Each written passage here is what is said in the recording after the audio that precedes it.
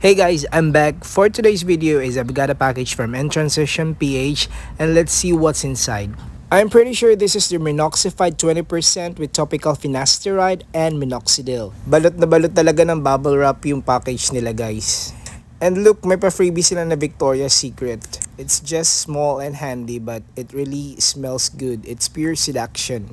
So I'm gonna use this one next time. And mayroon pa silang isa guys, it's Melona, it's collagen drink, pasample nila. And eto na, bubuksan na natin yung minoxified nila guys. Ayan, this is it. Kung gusto mo kumapal pa yung buhok mo, tsaka yung kilay mo, tsaka yung balbas mo, you can use this one. You can use this one twice a day and apply only 1 ml. 2 to 3 minutes mo siya imamassage sa hair mo, or sa kilay mo, or sa bigote mo. And it smells so good guys, promise.